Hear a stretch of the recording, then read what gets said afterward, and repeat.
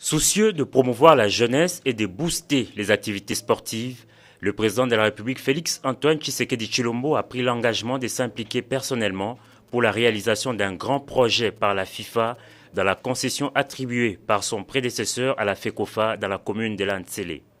Au moment où ce grand projet devrait prendre forme, grande est la surprise de constater que cette concession est morcelée et envahie par des occupants non autrement identifiés.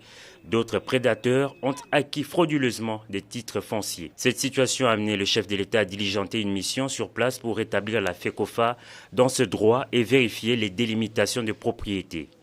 Conduite par l'ingénieur Ambroise Kazambo Moukinaï, conseiller principal du chef de l'État en charge de la planification agriculture, pêche et élevage, cette grande délégation était constituée outre des délégués de la présidence, de la direction générale de l'ICCN, ceux du ministère de l'Environnement et des préposés de l'ex-DAIPEN.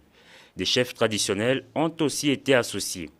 La première mission a été de retrouver les limites initiales de 1983 du domaine présidentiel de Lantsele. Première surprise, une bonne partie de la cité de Kinkole se retrouve dans ce parc. La deuxième surprise est venue de la concession appelée Poul Malebo.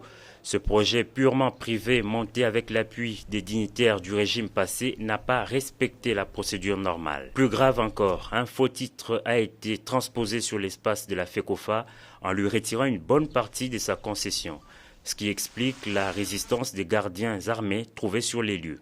Finalement, la FECOFA a été rétablie dans ce droit en présence des responsables de tous les services étatiques. Cette descente a remonté à la surface la problématique de la protection des espaces protégés du pays et du patrimoine de l'État.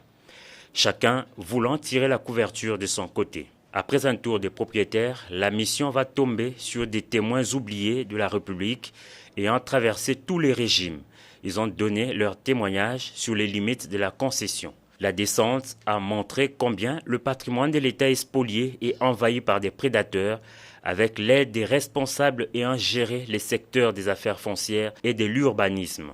Dans les jours qui suivent, de grandes décisions seront annoncées pour rétablir l'État dans ce droit. Les faussaires et autres prédateurs sont prévenus.